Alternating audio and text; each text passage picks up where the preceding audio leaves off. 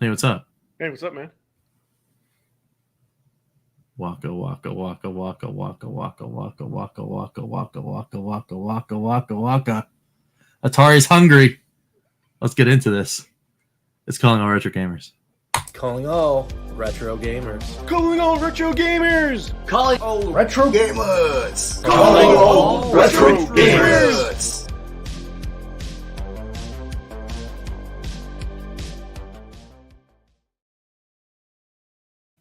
What's going on, everyone?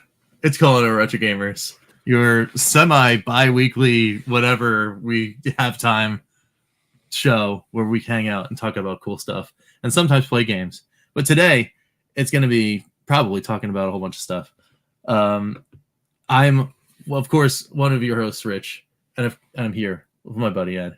Why don't you kill this man? What's going on, man? I probably found that funnier than I should have. That you made my whole faces turn red. Yeah. Fun. I was saying, fun fact before we started, all we said is, "Hey, it may be a little bit of a weird intro." And I had like no idea. I had it's not like the fact that you just did the waka waka. That was like, oh my god, that's what sold it. Like, yeah, I wanted like some kind of Pac-Man thing because it's like just referencing like Atari is just like they're hungry, man. They're eating They're eating everybody. Yeah, but that made it funny. Oh, you know what would have been cool? Like I know, like Tim from Tiny Tim's Arcade. He's one of those old like Pac-Man phones. Oh yeah, if you could find them. And actually, his parents had like a landline, so I think he could like hear on it but not talk on it. But still, just to have one of those is like an art piece. That's awesome. That's really cool. Going across the screen. Nice. Oh my god. So let's get into the chat. Say hello. What's up, Lloyd Arjen? What's going on? And Crow, man, what's up? All your base are belong to us. Yeah. That's what Atari is saying to a whole bunch of people right now. Yeah, no kidding. Like, hello. Nice. So yeah, I mean, like, how's it been, man? It's been a little bit of just like hanging out. Has it been cool? Yeah. It feels like it's been like forever since we've What's up, Chris? What's going on? I know, like we've been busy, having work and family and things and people, and stuff like that. I know, like, the other week you were on a side quest. yeah. It was all sorts of crazy stuff. There was the vacay, seeing the family all over the place, and then that was really awesome. And then we come back from that, and then it was like the work week that was, like the week where everyone's away, but I'm still at work doing project stuff, and that was kind of crazy. Yeah. And then there was some cool stuff that happened that'll happen later. Like people will see things later that are cool. So we were just, matter of fact, we were talking about. Yes, we were talking about a little bit of that. Yeah, don't you hate when life gets into though? Yeah. I mean, it's good though sometimes though, because I mean it was awesome. It was awesome going to see the folks, and it's a whole bunch of people in my family are now kind of like migrating to Florida. So it was weird to go to Florida to see my folks, and then within another 48 hours see like 7 other people in my family that some of which I haven't seen in like 4 years, but now they live there. So it's like, oh, hey, it's awesome. Oh, nice. So, yeah, it's really cool. So now I know every trip down to Florida to go see my folks, will come with seeing my uncles or my cousins or somebody. That's just all sorts of people will be down there. It's gonna be really cool. So anyway, it was good times. But we did tease a whole bunch of stuff in the beginning of the show. So let's just jump right into this mega drop that happened today. Yes. Buddy and friend of both of this channel and our channels, Ballistic Coffee Boy was on the case and reported on Atari buying a whole bunch more stuff. What's up, Carlo? What's going on? Hey. Yeah. So what he did report though, let me just hit this. We'll just go right to the article. It was kind of crazy because they just bought somebody else. I think it was the last time we were talking about them buying somebody else. And that was the guys who were doing that System Shock. There's that System Shock reboot. Oh, yeah. Man, I can't remember the name. and I did a news line on it too. So, but yeah, they bought them and got like a couple. They bought Stern's 12 games out of Stern's IP like the week before that, and they're like, yeah, you know what? Let's up the ante and buy another 100 PC and console titles from the 80s and 90s. Yeah, that's a lot. Like, what is that? So That's they a lot. buy. So it says right there in the byline, collection includes games from Bubsy, Hardball, and Demolition Racer franchises. So they bought a whole bunch of stuff here. In the article here, it says the collection includes notable games, Bubsy, Hardball, Demolition Racer, as well as 1942 Pacific Air War, F-117A, and F-14 Air Combat Series. Says Atari will seek to expand digital and physical distribution of the classic titles, create new games based on the IP, and explore brand and merchandising collaborations. That is pretty crazy. And the thing here, that physical distribution, Yes, will seek to do physical distribution of some of these classic titles. And this isn't the Evercast, but that Blaze is on their radar, and they've been talking. And was it 1, 2, 3, 4, 5 cartridges have the Atari logo in my collection right here. This could mean way more. That, and there's Stern stuff, and the other company. I'm gonna have to look that up because it's gonna bug me now. Like they're on a roll with buying this stuff. I like the fact that so they got this quote here from Wade Rosen, who's the CEO. It says many of the titles that they just purchased are part of Atari history. Fans can look forward to seeing many of these games re-released in physical and digital formats, in some cases even ported to modern consoles. So like that's pretty cool that they're going to be doing that. And as well as all of these games, they also got the trademark for Accolade itself, so they could actually like have like a sub publishing arm. So like all these Accolade games, they could just say, just slap the Accolade logo on there, and then in the byline and be like, owned by Atari or whatever, in the manual or whatever. But they could just literally start putting out games as an Accolade because they own it.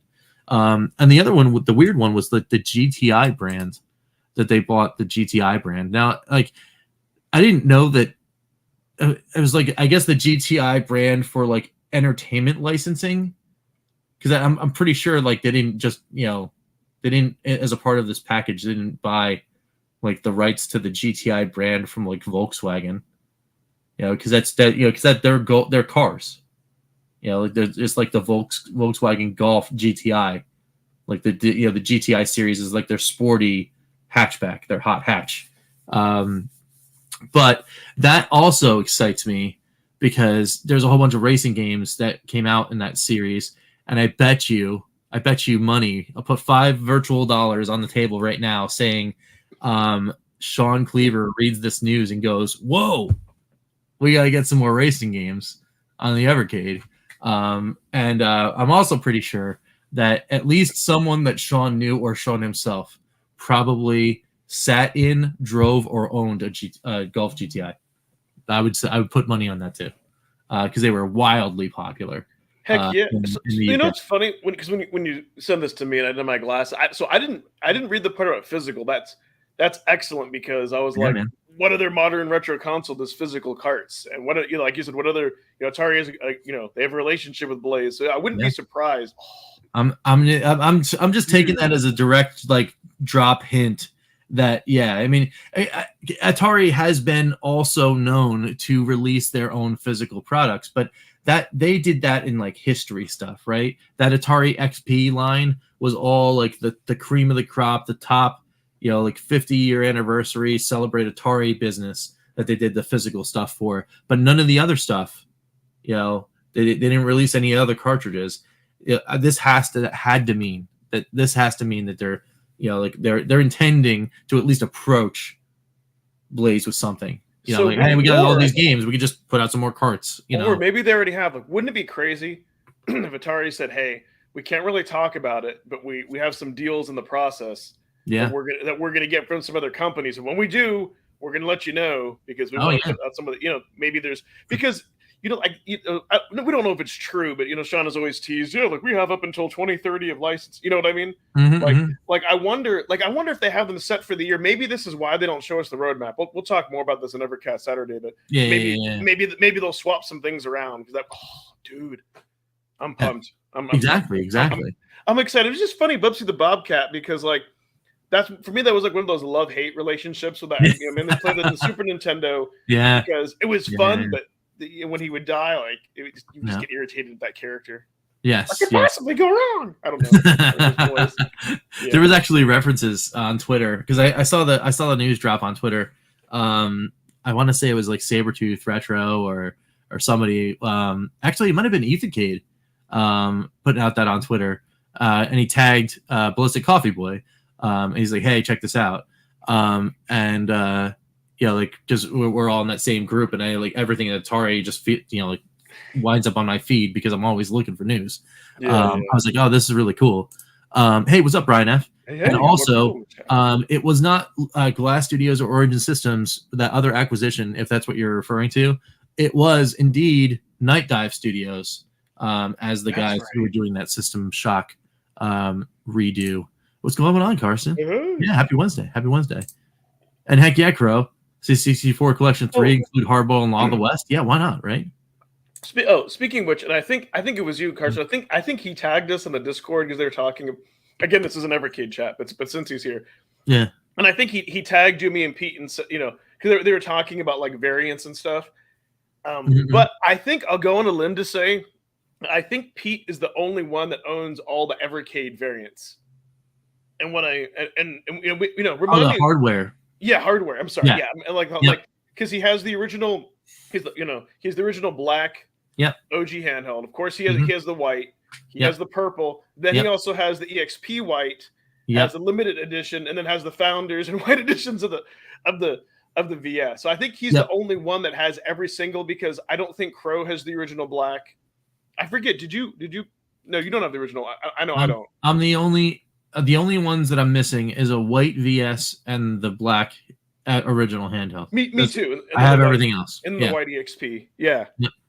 Okay, yeah. I thought it was him. Yeah, Pete does. Yeah. He's the only one that I know. I wanted one so bad. In fact, I actually almost sometime last year, I almost bid on a black Evercade. I found one on eBay and it just went too high. I was like, I can't. Yeah. I just can't do it. I almost like really jumped in and got myself into trouble, but I at the last second I was like, no, I can't do it. What's funny I would love one. It's kind of like, would you like for me? I don't have the original or purple, but I have he has the Crow. He's the special Crow edition. That's funny. Hey, Enrique. What's up? So that right. No, but the funny thing is, so like for that. Like, I guess if I don't know, if I found one like at a convention and it didn't boot up, I would, because to me, if I had that, it'd be like a display piece. So like even if it didn't work, but I know I know what you mean. For something like that, I'm not really like a variant guy. Like I bought the purple one because I really liked. Like I really liked that, but yeah, I don't know. I think like $50 would be like the limit, because especially like with the EXP, like it'd be kind of nice to have, but then if you're spending like a few $100s, it's like crazy money. But to be a completionist. Absolutely. So just going through the list. I'm just going through the list of anything else any other games that like really stand out, like any like RPGs or I don't know. So let's see. Ooh. Well, that is a good question. Does Atari own Alone in the Dark again? Oh, actually, because that went to Infogrames. Yeah. That might mean that they own it again. Yeah. Let me just go through and go to Infogrames. Infogrames North America, they own Test Drive, Infogrames. So that could be that they now own the Test Drive series, which is awesome. Those games are great. Oh. While we're talking about collection, like I know everything always leads back to Evercade, but I was going to say, I think we can talk more about this Saturday, but I think I know what's going to be because they're going to have an IREM Arcade 2 collection. I wonder if that has any correlation. Did you know that there was a game called Deadlock? No. I'm wondering if that is a correlation because it was an old Windows Accolade game. That'd be fun. I wonder if our friend Deadlock has I wonder if that's his handle because that's one of his favorite games. It might be. I just thought it was just gonna like you gotta have a Deadlock on. I don't know. And some of these games, I'm pretty sure some of these games we saw. Zero Tolerance is now on the list. Wasn't that Hey Crow? Isn't that one of those? Wasn't Zero Tolerance one of those ones that like could possibly come to Evercade on one of these other collections? Ooh. Oh, so what did you know that that IREM made Hammer and Harry 1 and 2? No, I did not know. And the only while we're talking different collections because My Little Pixel put out a video where I guess like that IREM they're re-releasing it for NES. Like how they do like with a lot of cartridges and all. They're releasing them. But I thought that there is an arcade. Yeah, I thought that was initially in the arcade. Only reason I bring this up because I wonder if we're going to see that in an IREM collection too. I didn't know that they did Hammer and Harry. I remember playing that on an NES. Oh yeah. You know what? You're right. Karsten and Crow. Yeah. The reason why Zero Tolerance is stuck in my head is because it's on Pico 3. Oh yeah. And then like that's a good point. Karsten said, hey, is a Pico 3 instantly legacy? I mean, I don't know. I mean, Pico could have, because this is dated information that I'm viewing on the Wikipedia. Probably, it's possible that Pico owns the rights to Zero Tolerance and is licensing it out through them. But who knows? Maybe because of this deal, maybe those rights transfer back to Atari, and then Atari would have to reissue. But this is exciting, though. I mean, I would see Evercade collections. All this, either way, all this stuff is going to go up on the Steam store. So it's like if you own a Steam or VCS, you'll be able to. You'll be able to get it. Star Control. I know a lot of people talk about that game, and that game's in there. Tarukin, which if I'm not mistaken, Tarukin's a shooter, isn't it? I'm pretty sure that's a shooter. Tarukin or Tarukin, Turrikin. IK? Yeah, let me see. Getting confused. It's not Turrican, right? Not Turrican. No. That Turrican is a running gun. That game then. It is a running gun. Okay. Yeah. We were just yeah, dude. No, that was like. I remember that was like huge, like on like Genesis. I think like on Genesis or Super Nintendo. It's for on like everything. Yeah. So that's in there. Yeah, Mega Drive. Yeah. No, Mega Drive. Yeah, I remember. Yeah, that's huge on the. Yeah, that's Maybe there. But yeah, I remember playing. Yeah, actually, I played a lot of this in emulations for like TurboGrafx, Amiga. Oh, yeah. If we got that on the Evercade collection, forget about it. Yeah, so that's in there. That game PO'd on PlayStation was an Accolade game. They could just do a Turrican collection because I think there's at least like two of them, maybe three. Yeah, wow. Yeah, dude. There's a game called Pitball that's an Accolade game. That's Super Turrican. That's right. Yep, Super Turrican 2 for a Super Nintendo. Okay, so it was on it. Yeah. So that's pretty cool. Getting excited and all over the place. That's it's some cool stuff, man. Definitely cool stuff. And then like a whole bunch of games that like they're licenses, so that's gonna get real complicated. So what's interesting? So what it looks like. So what it looks like is Atari has become is not just so like they first started off. They came back with their own console. Re-releasing their own retro games. Mm-hmm. Then they went to recharge games, and reimagining and all that. Then they came up with the Atari 50, and now what they're doing is they're getting into like the Mega Cats Pico space. Now they're big, now it looks like they're going to be licensing stuff. I mean, it's freaking great. Like they're making a good comeback. Yeah, no, it's really cool, and it's this last paragraph in the thing before the boilerplate, saying. Yeah. Okay, yeah. So yeah, they could just like port that. Right. saying Atari's undertaking a multi-year effort to transform the company behind one of the world's most iconic brands. An important part of that effort involves expanding Atari's video game business, leveraging the company's large catalog of IP to release classic games and bring new high-quality games to market. Atari's vast library of IP is the vault from which new and exciting game development ideas are pulled, reinventing old classics, reimagining storylines, and developing entirely new narratives inspired by the games that are that set the course of an entire industry. Like, I mean, if that's truly Atari's mission statement, it's like, well, then that's it. I mean, it's like for people like myself, that like rediscovered the whole retro world. It never really left me, but it's like, this is what I'm passionate about now. I'm passionate about all this old stuff, like, being brought to the forefront again, and kind of getting that new shiny coat on it. If that's truly what they're going to be doing, then kudos. Like, yes, more of this, please.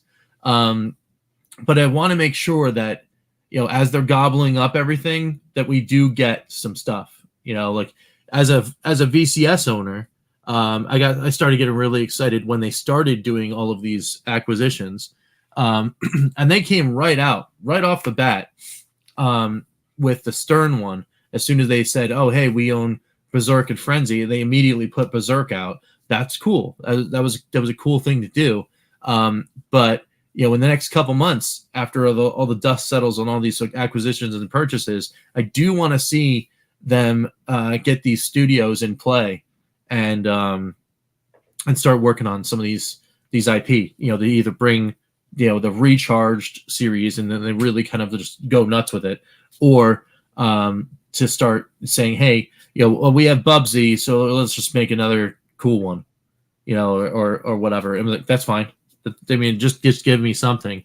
And I think that actually ties into what they're doing on the other side, like the business development side.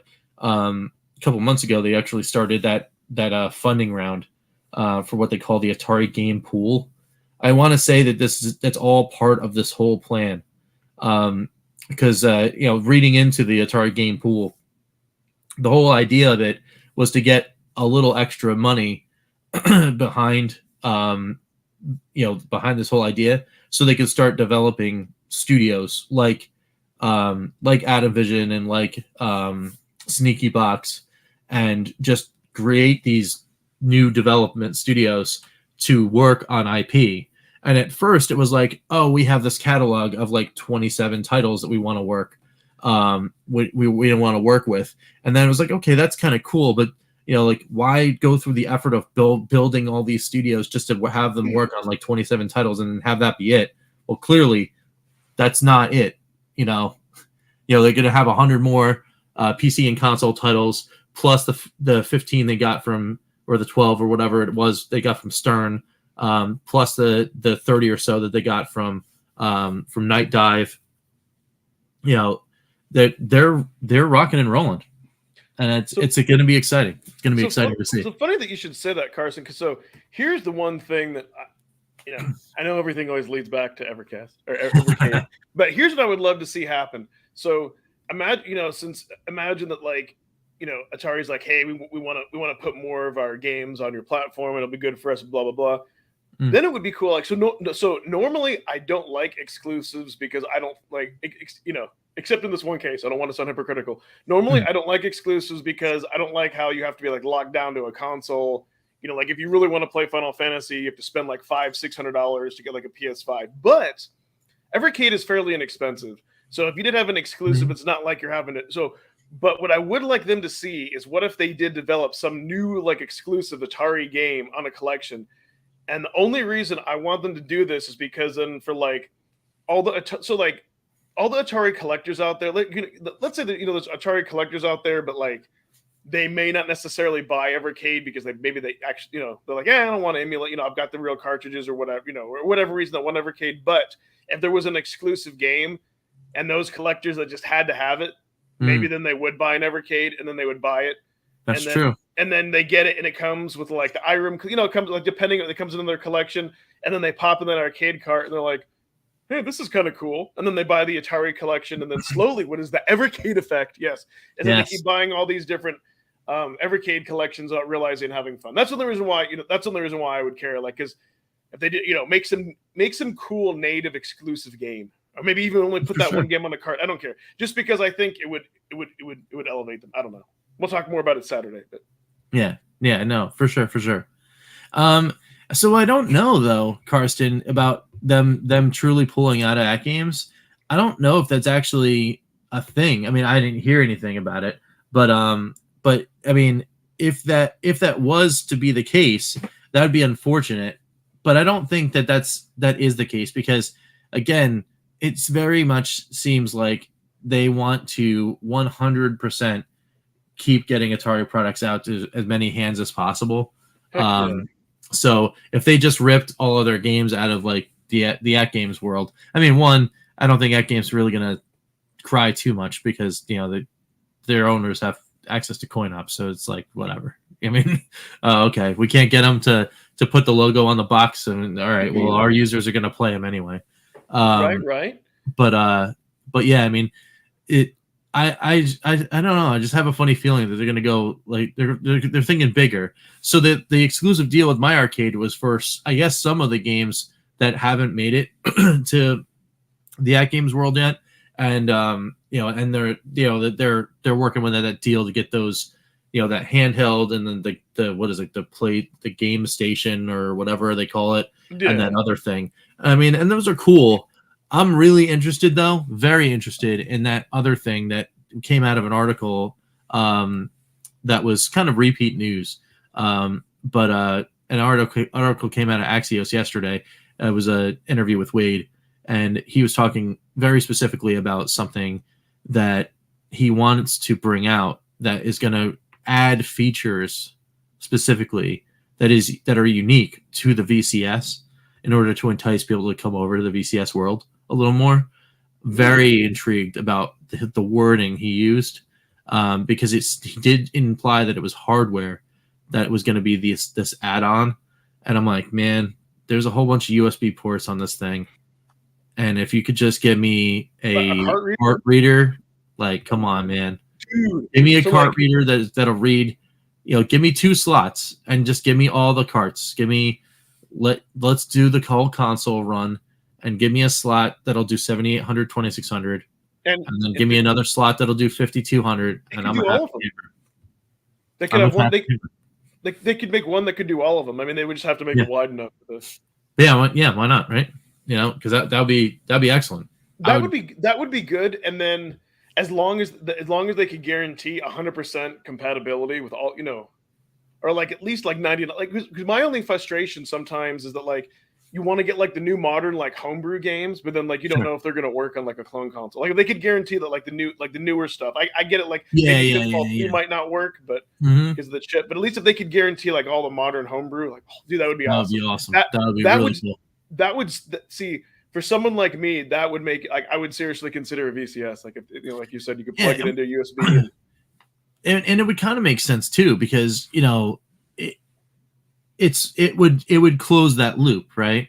Everybody that has a VCS now is playing newer indie games, and that's cool. And then there are newer recharge games, right? And yeah, they have the vaults, and you can play some of the old titles or whatever. But people from the get-go, when they see the Atari, they're like, "Oh man, I want to stick my old, Berserk cartridge, or my like Space Invaders cartridge. I want to stick that in there and play it." And what do you know? The guys over at Play Magi, they can almost have every other system under the sun except for the second generation consoles. So if Atari was out there and like, well, Play Magi is doing this stuff with the Palm Mega, and you can have every other console under the sun on it, but over here you can do the one that you can't, which is Atari, and you allow them to like, hey, put your super rare Atari game in this reader, and it dumps the ROM, so you don't have to keep putting it in the reader, and build your own library on the VCS, because they cost nothing as far as hard drive space goes. Yeah, they're like what, 3-4K or whatever, and then make them compatible with the classic joystick. Make the paddle games compatible with the classic joystick. That's a winner. That's a winner. I right want to there. say if you could find one, you could plug in a USB floppy drive and probably fit all the Atari games like on like a. Oh yeah, like get a the 800 games. Yeah, yeah, Yes. and the XT games. Well, come on. Yeah, they take up No. no space. But Yeah, that'd be awesome. so what I think is cool about this because there's one I'm so glad Atari's taking the initiative because this is what I always say. Like I'm like Nintendo doesn't care enough to do something like this. You know what I Yeah. mean. So I'm glad at least somebody is taking their own properties, going after other properties. That's true. That's You know? true. So at least Well, I mean, and that smells like a segue.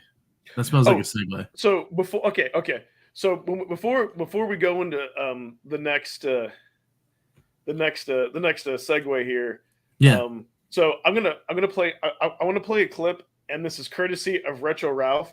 All right. And just for a forewarning, so because I'm also on headphones, I did turn the volume really down, so it shouldn't be too loud. But if you love this game, I think I'm not going to play the full thing because it's 9 minutes. But if you love this arcade game, you'll love this. Otherwise, you'll just find it annoying. But that's all.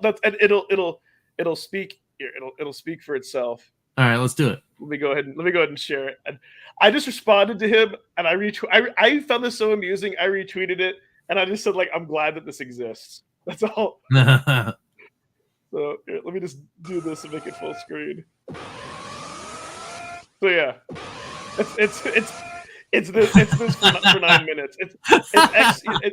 It's called X-Men Arcade Colossus Yell 9-minute loop. Yeah, see, that's all it is. That's hilarious. I'll go ahead and stop and do our viewers, but yeah, because I think it's so great because so you found probably like anybody who's played this, like in the arcade, someone's usually always Colossus because he's just like that badass and his special ability that it's just or sometimes like you'd get a high enough score, I think every time you beat a level you'd get another orb and you could use it twice. Like I never been so like for the fact for it to go off like that for 9 minutes and somebody made like it's one of those channels where they only had like 140 subs. I know it crap. I thought about that, but they have like 100K. I thought about that. You'll probably beat me to it. I thought about that. You'll probably beat me to it though. That's wild. Yeah, so it's always kind of fun. I just found I could look at their guys' video that was uploaded like 11 years ago. There's no other activity, but that's great though. You see like those like oddball like. I had that same reaction. It's just that, Yeah. It's just like, like if you leave your house and go on vacation, just turn the volume up and play that and scare burglars away. So yeah, I made sure that was turned down because I'm like, I don't want to like blow anyone's eardrums or my. That's wild. So. That's wild. Yeah. So, all right. So anyway, segue time.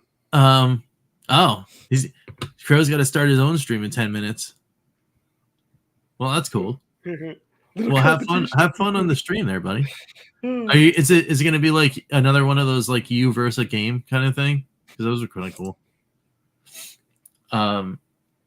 But anyway,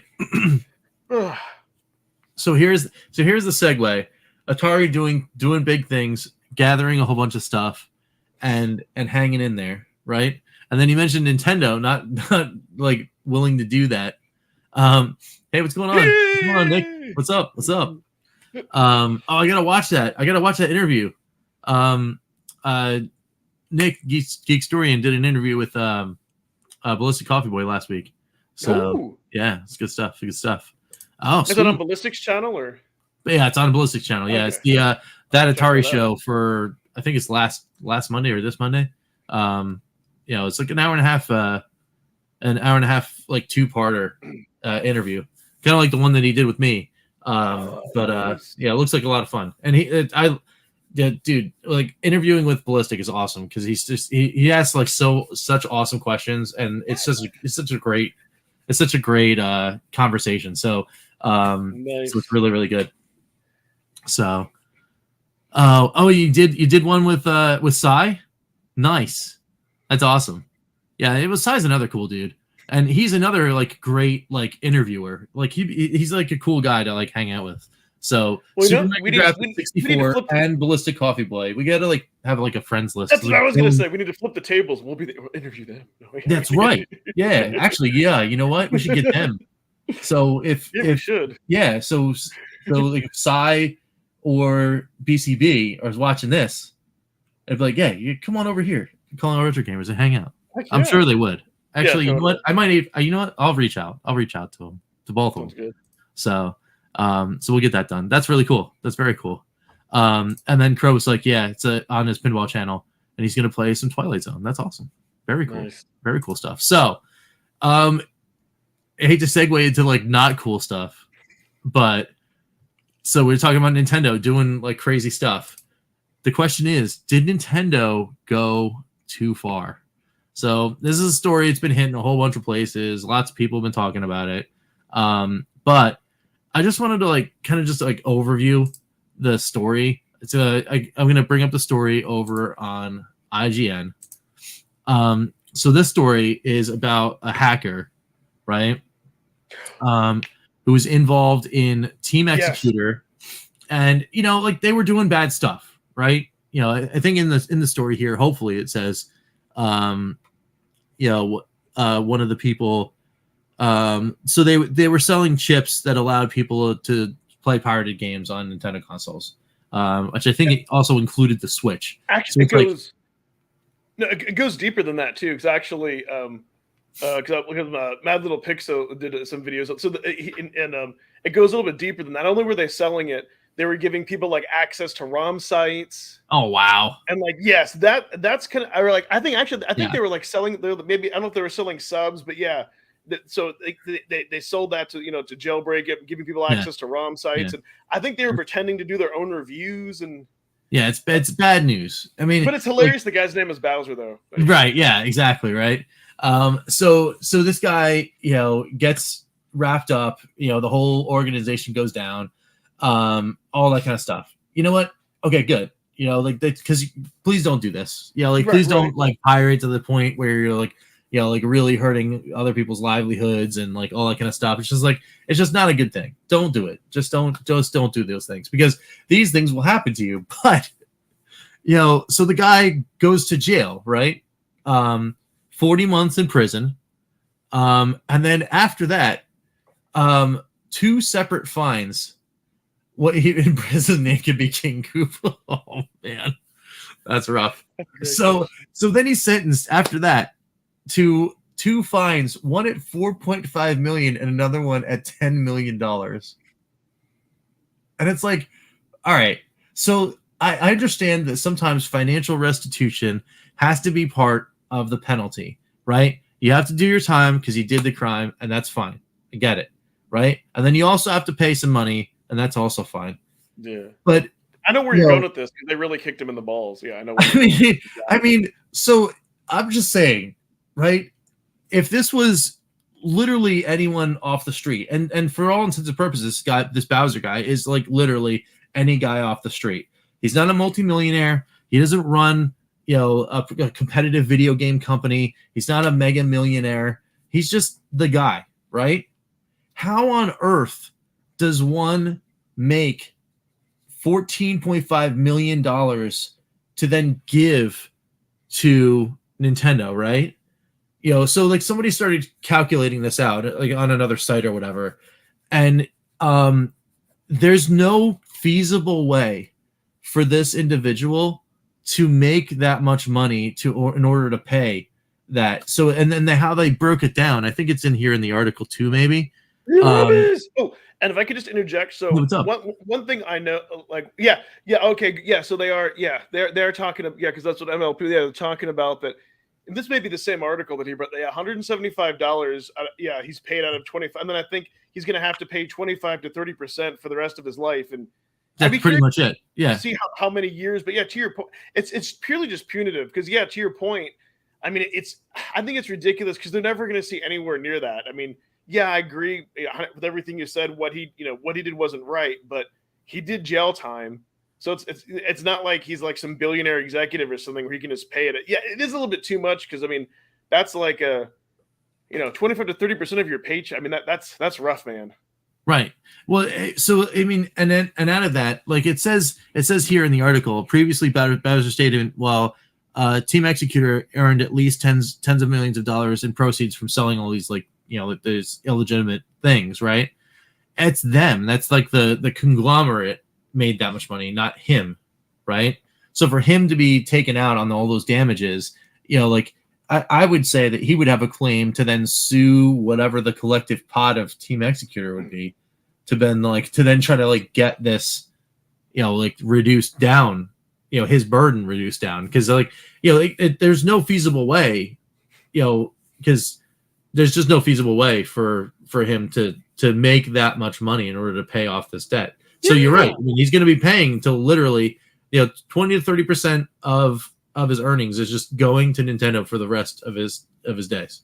Period. It's like a super child support to like right. Exactly. And it's like, so and again, so I understand 100% understand. Like you got to send a message. Please don't do this again. I mean, message received, right? And truthfully, I think the jail time is enough because when usually when stuff like this happens, like the banks never go to jail, CEOs, usually nobody ever goes to, and this time they did, yeah. And it's not like this guy has all those millions of dollars. We don't think he does. So it's like, right, exactly. I mean, no, if it comes out like, he's like some kind of like trust fund person, and he's got all kind of stuff. See, Enrique's right. Yeah, and see that this is what's totally unfair. Yeah, no, he's getting singled out because they could get at him. Yeah, that's the great point, because you can't. Then that's completely unfair. Just because you got that guy doesn't mean what, and you can't get him because of extra. Who cares? What this reminds me of? It's kind of like like your kids, and maybe like you sneak, like your group of friends sneak into a store, and like someone like shoplifts and they get caught, and then that person who shoplifts like drops the stuff and runs away. And maybe you're just like standing there, and then you take the blame, and you didn't even do it. Maybe you just went away by your friends. It's like what? Exactly. So, a much larger scale, right? Well, yeah, and of course, Nintendo's going to do that, Nick. They said that they're also going to use this to go after more ROM sites, and it's like, you know what? See, here's my big and I know I keep referencing Mad Little Pixel, but I agree with him on this. And I know maybe some of you watching this is like he says that like there's and I agree with this, like emulating games that are like 20, 30 years old. Nothing wrong with that, right? Because but something like a modern system like the Switch, PS4, PS5, or modern PC games, you shouldn't be doing piracy on because right. Or like emulating that stuff because like you said, it's people's livelihood. Who knows? Maybe like 10, 20 years from now, maybe that'll be a different thing. But that's kind of like the golden rule of emulation. Like you don't, that's the difference between like pirating, in my opinion, is that you don't do that to current selling stuff. And same with even same with some retro things. Like if it exists somewhere on a collection and you have the means to play it, like then you should you should give the devs that money or whatnot. But and that's that whole thing is like the crux of the modern style retro it's the modern version of the retro game preservation argument, right? Like that's like all of this is, well, if you can't you can't now legally go to a Walmart or like a big box store and buy a copy of Adventures of Lolo on the NES. It just doesn't exist, right? You can't do that, right? And you might be able to find it at a retro store, but you might have to pay a premium for it. But you just want to play the game.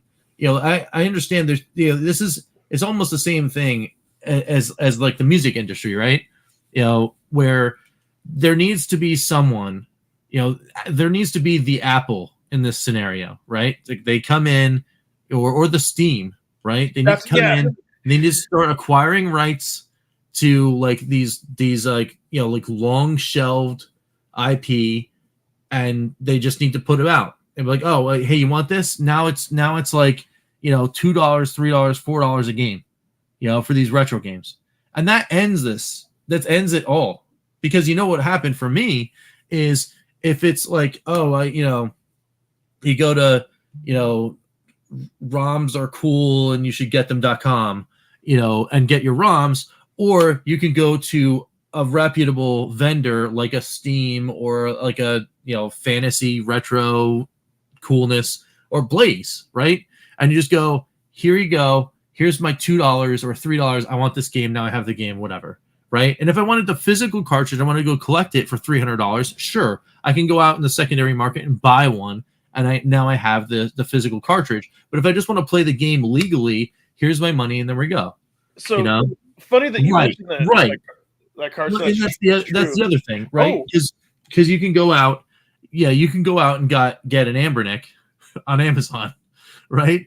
And it'll come with a card. It'll have like whatever it is, whatever's on the card, for $60. You read he read them up. So what's funny about that is like there are some people like Fan the Deck, a few other Steam Deck channels, they own a Switch. And let's say they own like a physical or digital, physical copy of the game, but they would actually rather play it on the Steam Deck. Right. Well, but that's like sort of, I mean, in the US anyway, that should fall under that whole like private copy law. Yes. You're not breaking copyright if you own a cartridge and then you want to play a digital version of it on a device that you own. You shouldn't fall under the IRA of anyone doing that. But what's crazy is that I think you're supposed to dump your own copy instead of having a downloaded copy, which correct.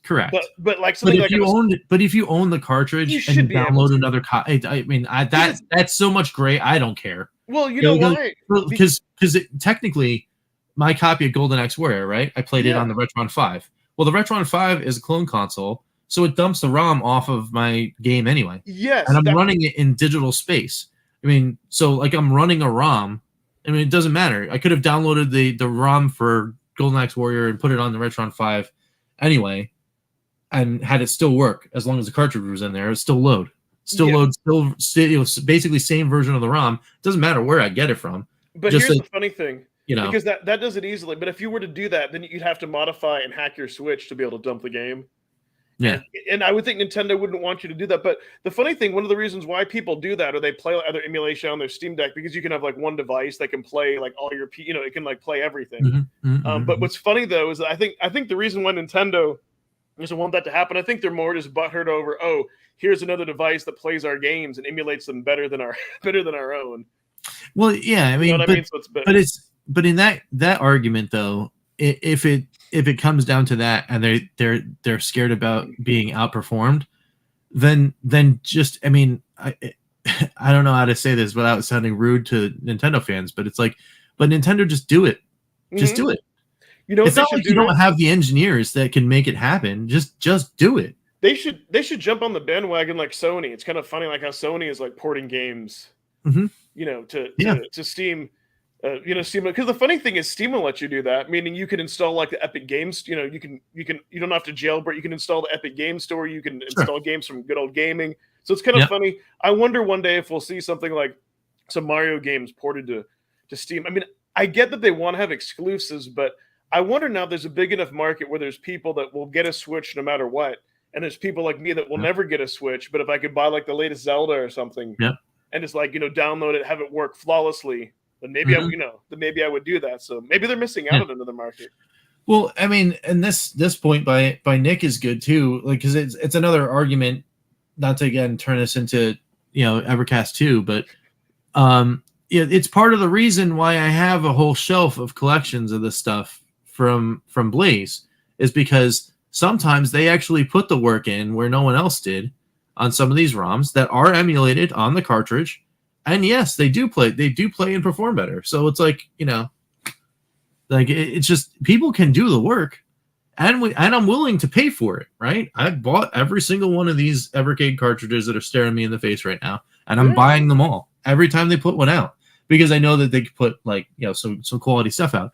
But if Blaze can do it, so can Nintendo is the whole point. Yeah. They have all of the rights to all of these other games that they could just literally put out. Like, come on. Like you could just do it. So, so again, just do it. And then it eliminates the need for the Bowsers and the team executors and all that kind of stuff trying to do their thing. Because at the root, obviously, yes, there are some nefarious money-making enterprise things that are attached to all of this stuff, right? But in the root of it, I'm guaranteeing you when those people got together in whatever forum they met in, it was probably just, man, I would really like to do this because, it's just going to, people will want to do this because we can't rely on Nintendo to do it. So we're going to do it. And that's how this is, that's probably how this. But here's But here's the hell of it all, and I think how something like, let's say, hacking a Switch starts is kind of like that. Yes, exactly. No, but like, but kind of like, I think, there's people that maybe that you want to like load Linux on it. Maybe there's other port. Like maybe that sometimes when people take like a port of like GTA and you want to run it, kind of like how the Steam Deck is open. So it starts off with like legit reasons that people just want to load other software. Maybe they don't want to load everything from Nintendo. So I don't know. Yeah. Yeah. I mean, and it's true. I mean, it's one of those things where, it's just silly. It's silly times. And I wish that everyone in the big business world could do better. Cause it's not just, I'm not taking a giant mallet to Nintendo, and they'd be like, oh, well, now it's time to it's the section of the show where we're going to praise Sony and Microsoft. Cause like, no. Like they all do silly things and they all make completely anti-consumer decisions. Every single one of these companies makes completely like bonkers decisions sometimes, but except for what? Except I will say Valve, I can't I can't think of an anti-consumer thing that that's true. Yeah, I mean they're pretty open, but they started in doing it that way. Yes. I think the closest people in the video game space to becoming like the Apple that just like, hey, here's the thing you go and do, and here's all your games is Valve. Yes. They're the closest ones. But they're never gonna get Nintendo. No, well, to agree to like, oh, hey, just give us the licenses to redistribute ROMs on PC, and we'll do it. I'm sure they would love to, but I don't think Nintendo is ever going to do that. No. Well, it's funny because right? What is it, like the Dolphin emulator is on Steam. So who knows how long it's gonna be the Phantom Fiction. I don't know, like Ian Hobbies. Yeah. I mean, I can agree. There, man. Blaze does some pro consumer stuff for sure. I mean, I guess you could do that. Like I play my stuff on the on the intended hardware, but yeah, there is that, I guess. Yeah. No, I agree. That's interesting. I don't know. I mean, the weird thing is like, playing Evercade cards. Just put it out there. Just play it. I was like playing my Evercade cards out of Mister. It's like, well, I mean, why? Because it's like here's like emulated ROMs on an emulated console, as in like the Blaze product, right? Or emulated ROMs on a console is supposed to be mainly playing FPGA. It doesn't make any sense to me. No, but I agree. It seems odd, but to each their. Yeah, of course. But I mean, like that's the beauty of part of the retro space, right? Is everyone loves to tinker and all that kind of stuff. But anyway, back to the whole Nintendo thing to wrap it up with a little bow. I think the answer, clearly, as far as litigation is concerned, is yes. I think Nintendo really did. They pressed it a little too much. Like I understand the times where they come in and then they drop the hammer on like, those fan projects, even though I love seeing the fan projects, like the people that do like the super upscaled version of Zelda, and, like the people that modify the games to like add really cool things. That'd be kind of neat. But I get why they drop it on that. But like to just go like crazy after somebody like this is a little nuts. So funny that you mentioned that, because that is one of those franchise. So okay, I know we're getting up to that, but yeah. This is one of Sega's ultimate crimes. They have some franchises like Kid Chameleon. Well, no, it's not a franchise. It's one freaking game. They have things like this that they never made into a franchise that they kind of started. No, I remember back when I was in college, and my girlfriend at the time. Remember like in her sister's room had like a Sega, and this is when you could actually buy like off of eBay. Bought I think it was like a complete box copy for like $10. But way back like early 2000s, when you could do that, nobody cared about retro games. And I don't know. I think when we left, I just kind of like left it there, sadly, because I didn't care about, But yeah, I played I played the hell out of that. But yeah, so that's just one of those one. And I remember that from when I was a kid, because it was supposed to be kind of like in this like holodeck type of, I don't know. I think what it was kind of supposed to be, but you could get these like different suits, and you could get like this cool one with like a hockey mask and like a for sure. But yeah, so yeah, funny that you mentioned that. It's one of those franchises they should have done something with. But yeah, that'd be cool. Is that a direct Sega game? Kid Chameleon? Let's find out. I'm gonna look that publisher? Up. Yeah, because that'd be kind of cool to like see. Oh, thanks, creepy Google. I'll let you Google. I mean, so it's just like I swear they're listening. I put Kid Space C in the Hmm. search bar, right? Kid Chameleon, first result. Come on. Don't tell me they're not listening. Anyway, published by Sega. It's brutal, yeah. By Sega. So very cool. See, that's what they should. Yeah, that's developed by Sega Technical Institute, Sega, and Sonic Team. So they own it. They could have put that on their mini consoles too. Yeah. Hey, they can put it out on a Sega cartridge 1 too.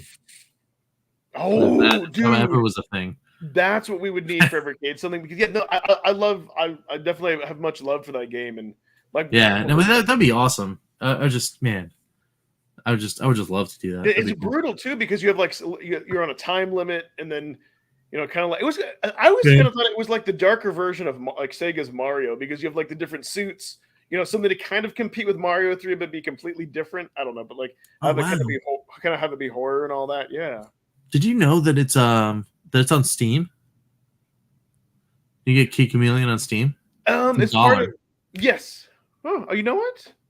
It's just $1. That's right. It's part of that whatchamacallit collection. Yeah. Wait a minute. Kid Chameleon on iOS. Oh, I wonder if it's one of those Sega games that you can buy.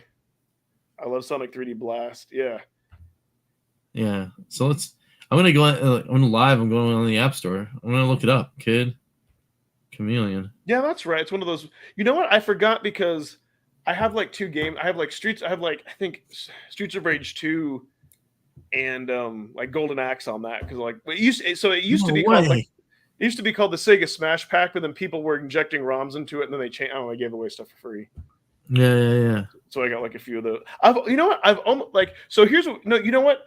I know why I haven't bought that yet, because I did buy that on the PS4. Yeah, you can play Chameleon right on their phone. You can play Phantasy Star and all that, which the Phantasy Stars make more sense because it's an RPG as far as using the controls. But yeah, I bought that was one of the few times a while back where I bought that for like $10-$12 on PS4. But here's what's weird though. Because I own that on a PS4, I'm like, do I want to buy that again just to have the convenience on Steam? But then again, I don't know. It's one of those things, if it's on sale, like I did buy the Contra collection for $4. Yeah. Even though you can't have it in a 4:3 aspect ratio unless you use scan lines, but still, it's Comic Zone, Vector Man. It's a great. Yeah, I have that on PS4. Sonic the Hedgehog, it's a great collection. Decap Attack. Man, there's all sorts of crazy stuff. Sonic CD Classic, Shining Force. Yeah. Oh. Exactly, Carson. Yeah, for Contra Collect for $4. Yeah. Wait, do you have to pay for these? No, they're free to play, but you have to watch commercials. I don't care. And you can pay to remove the ads. I'll watch commercials and play some Shining Force. It's like 5 days later. Rich has never left that room. Yeah. Yeah, it's like. Wait, which Phantasy Star though? Is it Phantasy Star 2? I think so. Yeah, the ones for Genesis. Wait, it's Vault 3, Phantasy Star 2, 3, and 4. Yeah, you remove the ads, exactly. So I'll tell you what. So I'll tell you what game I did buy. Since you mentioned Crazy, I think it was like $2.99. Like, no, I spent $2 because it was on sale to get rid of the ads for Crazy Taxi. And actually, Crazy Taxi plays really well on your phone because you're just using like left and right to move, and then up. Yeah. Yeah, I did. I also own that on Steam. Plays much better on Steam Deck, but yeah, I also have that on. But yeah, if you want to Crazy Taxi, yeah, I'm getting that too. If you want to remove the ads, you can pay a couple bucks. Although the problem with the one on the phone is It's the same one on Steam, unmodified, which is you're not going to have your Kentucky Fried Chicken, you're not going to have your Pizza Hut, but like on Steam, you can download the patches, and it basically turns it back into the Dreamcast. Man, that's cool. But it's neat though that they do that with the ads, or if you have like what Crow has one of those controllers that he can pop his phone in. But yeah, it's neat that you can just like play that. Should we open up a can of worms? Yes, you say that it's cool. Like I forgot that you can play that stuff for free on your phone with the ads. There we go. Enter my age, huh? I also for like 99 cents I bought like Sonic CD, except again without like a real controller. Although maybe I could probably sync one of my PS4 controllers. But now that I have a Steam Deck, that's kind of pointless. Like I'd rather Sega loving the mobile. Apparently Sega's loving the mobile scene. Yeah, like my kiddo, kids love to use their phone. They're used to using their phones. I don't know, I guess maybe I'm an old man and like a controller. It just seems a little bit easier. I'll play single single player like card games on my phone, like Card Crawl, stuff like that, because it's like easy to swipe. But well, you see, seriously, somebody's like, oh yeah, check this out, and show me Phantasy Star on a phone. I'd be like, what? Yeah, nuts. That's nuts. Yeah, and you're right. Yeah, they got the Kishi or whatever, the thing you plug into your phone. It basically turns it into like an Xbox controller with a screen in it. Yes, yeah. It's kind of cool. Yeah, and you're right. You're absolutely right. Speaking of people that are chomping up things, Sega was it this week, right? Bought Rovio. Yeah. You guys that do the Angry Birds. Those birds that are angry. Yeah. That's crazy. Well, I guess that's what they're doing. They want to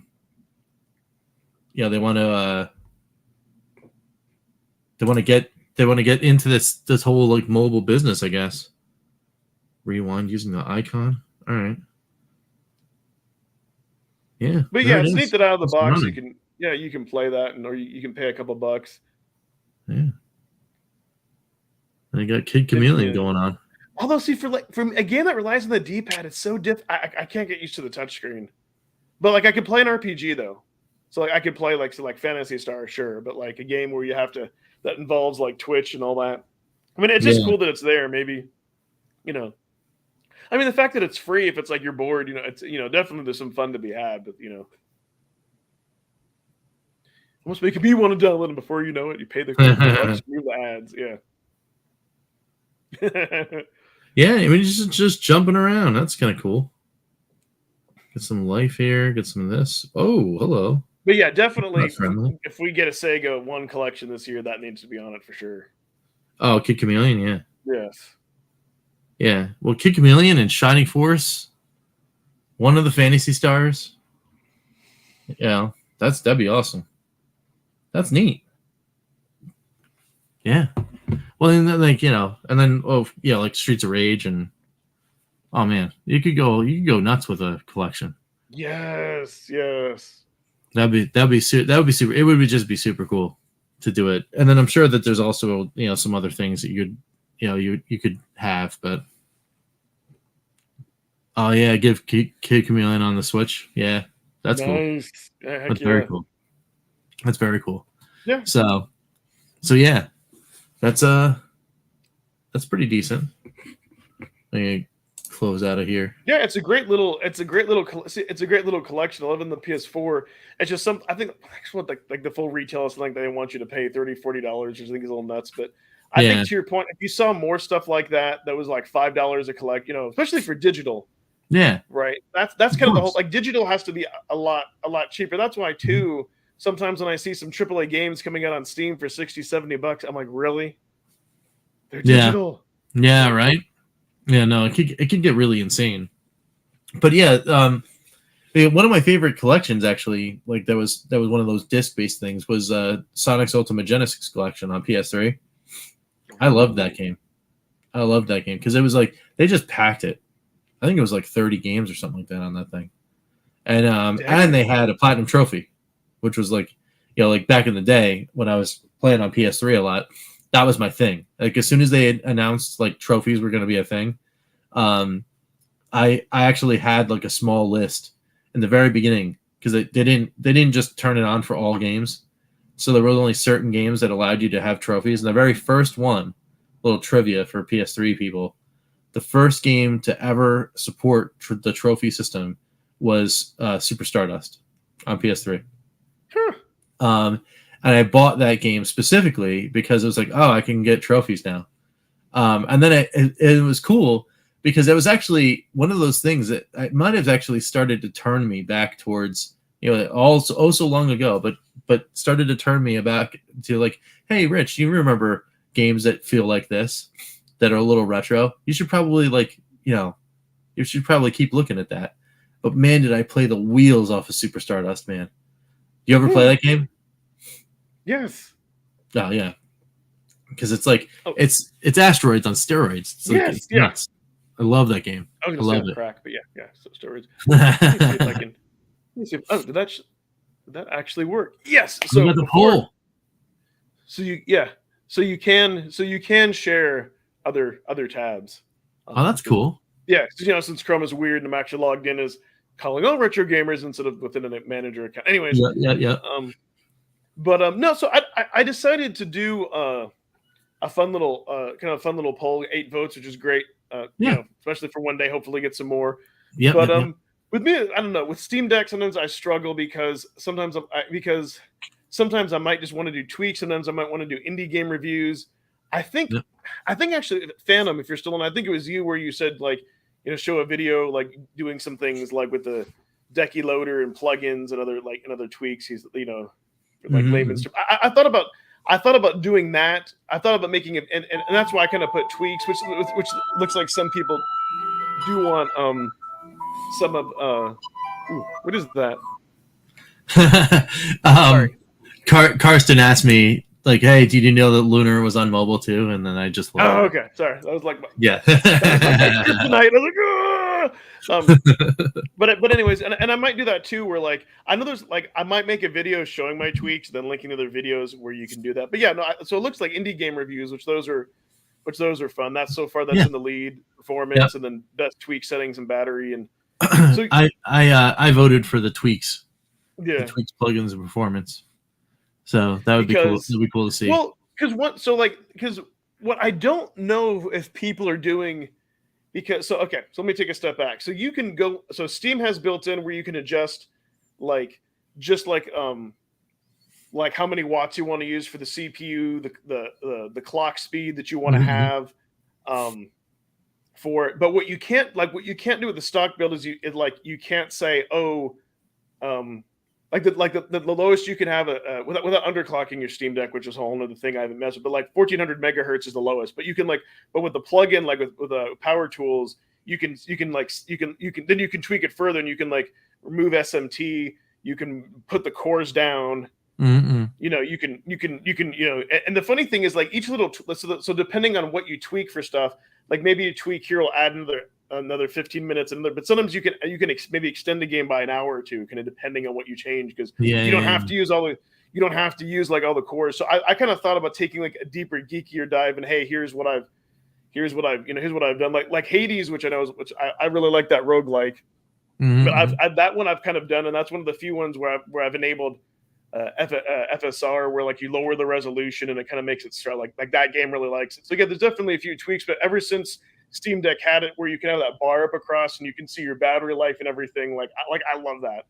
It's never have to use that stuff, but I like seeing I like knowing how much power I have. But the neat thing though is that you don't have to, once you do tweak it, you don't have to mess with it too. I don't feel like it interferes with playing games as much, but you can go crazy.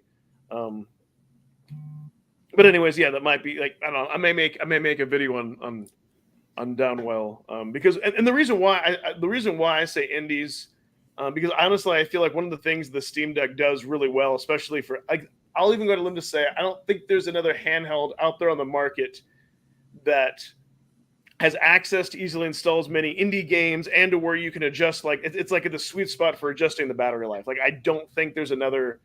There's the more powerful ones like the A and Neo, but they're more for triple. They're almost too powerful. But then a lot of Sony's knockoff devices, you can't just install Steam. Because they're all Android based. Right. So for me, like it's like it's like an indie powerhouse. It's what I, it's what I use for the, especially for the games like that or Dead Cells, which don't exist on Evercade, and may Sure. never just because of the hardware requirements. Yeah, of course. Reported it. You know what I mean? So that's Mhm. that's kind of where it is like the sweet spot for me. Like Evercade is the plug and play physical cards, collect the physical things in this crazy economy where everything is super expensive, and then all the other indies that will never go to that. And then that's kind of like, and I until like that's probably kind of like why you have like the VCS, except the VCS also has like cool Atari stuff plus like a lot of the indie stuff. So yeah, for sure. that extra there's the like extra niche. And then of course if the next Final Fantasy comes out exclusive, I know you'll get a PS5. But Yep. I don't like how they exclusives. Like you should be able just to get that on Steam. Yeah, I know. Like, well, I mean, they did their state of play, and I try to avoid it as much as possible. But I still saw some stuff out of Speaking of which, and I'm like, oh. Since you brought up Final Fantasy, you know what I want, but it's just it's too insanely expensive. Like I want the remastered Final Fantasies like 1 through 6. Oh, the Pixel remasters? Yes. Yeah. But I think even on sale, like there's still like $70 for a lot. I'm like, oh my god, Yeah, I know it's pretty brutal. But that's Square for you. I know. But it eventually, by this fall, that'll come down. They'll blow it out on a sale for like either Steam or something. So well, for me, why can't I pick them up? Like, I just want to buy them one at a time for like $5 a piece and take my time and play through it and then buy. You know what I mean? Yeah. I know they want you to buy the whole collection. Why can't I get them for like $5 each? Yeah, right, for sure. Yeah, Nick. I mean, I can. I mean, just through anecdotal evidence, through for people like Pete and Ed and everything, I can hear you there, for sure. So, yeah, that's true. Yeah, Carson's saying, hey, you could just pick up one as you go through them, and then you just keep buying them. But just like 50, I don't know, like 15. Like some of them are 15, some of them are 99, some of them are 20. But it's just that for just like one like that. That seems, I don't know, that for like digital copy, that seems like a lot. Yeah, I think that's especially when. If I wanted to, I could download the ROM, but I'd rather like support the devs, have remastered. But when I go through one, I want them all, but I don't want to spend like $150. That's a lot. You know what I mean? No, it's a lot of money. No, I could buy another EXP. Yeah. Yeah, absolutely. Well, it's not that. So here's the thing, Carson. Not that they force you to buy them all. It's just if you if you go to their page, you'll have it listed as a bundle.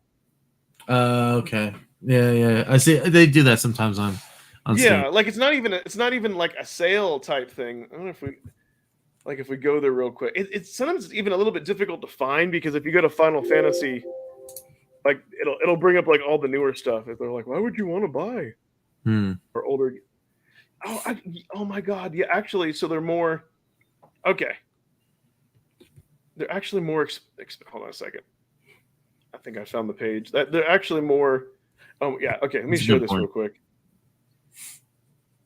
Yeah, I found. Sure.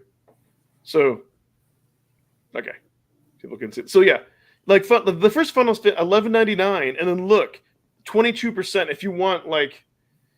Yeah, the bundle is $75.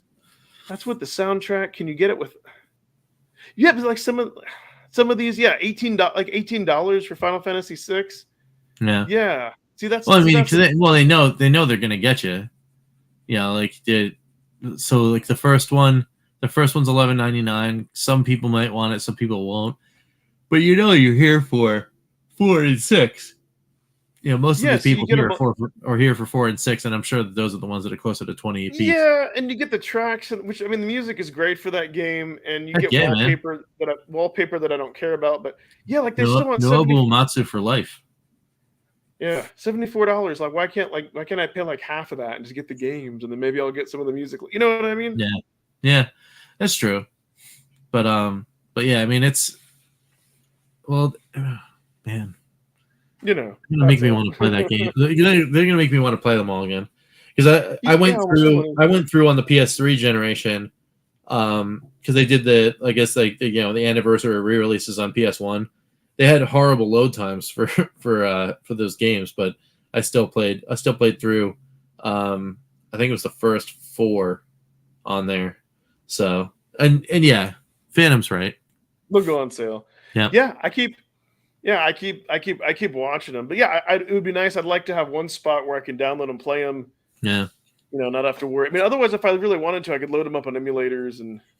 Oh yeah, see that actually, I think they do have a Chrono Trigger remastered. You can also get on your phone. Yeah, I've heard that too. I thought about getting that one. So yeah, Chrono Trigger's yeah. Chrono Trigger's great. But I hate to be the guy that has to say the thing, but I know. It is. Yeah, we're at past the 10:30, and I gotta head up. I gotta head upstairs because I gotta get. It's a long day tomorrow, which is the reason why we're not doing Karg tomorrow. But yeah, I gotta head out. But yeah, no, this is cool, man. This is a cool show. It's cool hanging out and chilling and talking and everything. So, and then I think, you know what? Maybe what we'll do is, you know, in the next 2 weeks, maybe I'll reach out to some peeps. Yeah. You know, like I'll reach out to, like, you know, to Psy or even BCB, see if we can get them in here. Even if, like, BCB, we might have to do it late because I know he works late, but we'll see. We'll see what happens. That's fine. I mean, if we had to, like, if it's depending on, like, we could always do it if we had to, like, on a Friday night, or we can do it on a work night or whatever. Yeah, I mean, you know, whatever is convenient for the guests, for sure. So, yeah, that'd be kind of cool. I'll definitely do that. We'll reach out and see what's going on. So, but hey, what you got going on tomorrow on the channel? You got a video dropping? Yes, I do. Oh yeah, I'm pretty sure. Yeah, wait, is it the? Hold on. I should, because I recorded these raw footage. It's either going to be. Hold on. It's either going to be Toplin or Irem. Okay. This week has gone by. Did you lose your audio? No. No. Well, kind of actually. Well, when I went to my channel before to go into YouTube Studio, the trailer kicked in and like. Oh, got it. Okay, it is Irem. Okay, it is okay. So it was Capcom before that. It is Irem next. I thought that's what it was. And nice. After that, it'll be Toplin, and then I'll do Toplin 2. Very cool. Very cool. But yeah, that's what I got going on. And nice for next week, of course, we have Evercast Saturday. And that's right. We got some more Indie Heroes 2 action. Gonna finish up playing the last of them tomorrow. It's Nyx the Paradox Relic tomorrow on the Fun for Fives, and then if I get the chance on Friday, I'm gonna do the Fun for Five richest picks on all of Indie Heroes 2 to get myself psyched up for the Evercast. Is the Nyx, is that the one that's that Metroidvania? I think that really yeah, I mean it's classed as an action adventure and mentions space pirates, so I'm gonna go yes. Yeah, that's a cool weird one I haven't completed. I still need to. Yeah, you did that trilogy. I still need to watch that. That's pretty cool. You did that one. Did that one today. Yep, that was cool. First one was a little weird. And then I did Beer Slinger the other night. But yes. So Beer Slinger is great, but it's not like a score chase and something like Pac-Man. Because there's levels. But yeah, go in, beat a few levels or die, do a save state, come back.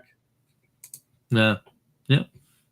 So yeah, we'll see what happens there, and of course Saturday over on the Evercade Effect, it's the Evercast. Yeah. Maybe we'll talk about some of the. Well, maybe we'll take a deeper dive into some of these Evercade topics. And yes, absolutely, man. Definitely do that.